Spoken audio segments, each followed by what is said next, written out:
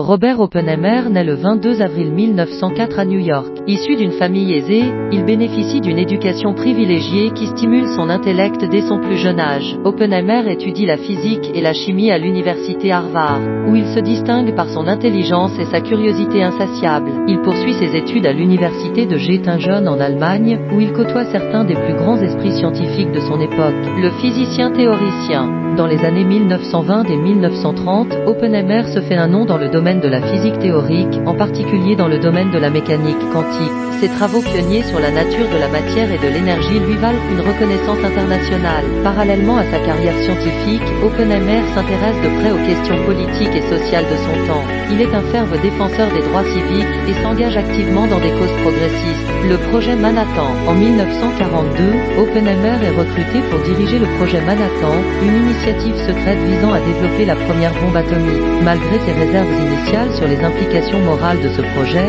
il accepte de mettre ses compétences au service de l'effort de guerre. Oppenheimer et son équipe sont confrontés à d'immenses défis scientifiques et techniques pour construire une arme aussi destructrice. Leur travail révolutionnaire repousse les limites de la physique moderne et ouvre la voie à une nouvelle ère de puissance technologique. Les tests et la découverte d'un essai nucléaire. En juillet 1945, le projet Manhattan réalise avec succès le premier essai nucléaire à Trinity, au Nouveau-Mexique. Oppenheimer assiste avec émotion à l'explosion de la première bombe atomique, réalisant pleinement les implications de ses travaux. Quelques semaines plus tard, les États-Unis larguent des bombes atomiques sur les villes japonaises d'Hiroshima et de Nagasaki, mettant ainsi un terme à la Seconde Guerre mondiale. Les conséquences dévastatrices de ces attaques marquent profondément Oppenheimer et le hantent pour le reste de sa vie. Après le projet Manhattan, après la guerre, Oppenheimer devient de plus en plus préoccupé par les implications morales et politiques de l'arme nucléaire. Il s'oppose fermement à la course aux armements et plaide en faveur du contrôle international des armes nucléaires.